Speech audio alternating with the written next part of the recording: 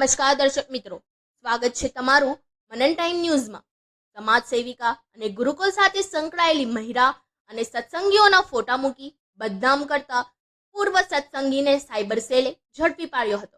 કારેલી બાગ વિસ્તારમાં રહેતી મહિલાએ 6 મહિના પહેલા સાયબર સેલને ફરિયાદ આપી હતી, જેમાં તેને કહ્યું હતું કે હું એક ધાર્મિક સંસ્થા સાથે સંકળાયેલી છું અને સમાજ સેવાના સાથે સાથે સંસ્થાના ગુરુકુળના ટ્રસ્ટમાં પણ સામેલ છું। છેલ્લા કેટલાક સમયથી અમારી સંસ્થાની સત્સંગી બહેનોના ફોટા સાથે અભદ્ર ટિપ્પણીઓ કરવામાં આવી રહી છે। મહિલાએ એમ પણ કહ્યું હતું કે રોહિત પટેલના નામની આઈડી પરથી અમારી સંસ્થાના સત્સંગીઓ તેમજ મારી પુત્રીના ફોટા મૂકી બીભત્સ લખાણ મૂકવામાં આવી રહ્યા છે, જેથી સાયબર સેલે ડિસેમ્બર 2023માં આ ફરિયાદને આધારે ગુનો નોંધી ફેસબુક આઈડીની તપાસ કરાવી હતી। આ બનાવમાં સાયબર સેલના પીઆઈ NF સિદ્દીકી અને ટીમે મનોજ પ્રભુલાલ વાઢેર ઉર્ફે મનોજ આચાર્ય અંજાર કચ્છને ઝડપી પાડ્યો છે। પોલીસે તેનો મોબાઈલ કબજે લઈ વધુ તપાસ જારી રાખી છે।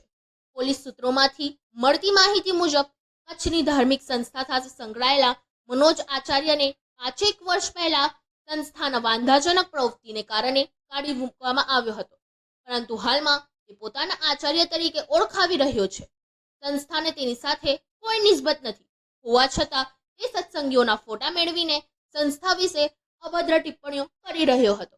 સત્સંગી બહેનોના ચારિત્ર્ય વિશે અભદ્ર ટિપ્પણીઓ કરી સોશિયલ મીડિયા પર બદનામ કરવાના આરોપ હેઠળ પકડાયેલ મનોજ વાઢેરની પૂછપરછ દરમિયાન તે પોલીસના ડરથી નેપાળ ભાગી ગયો હોવાની માહિતી મળી હતી।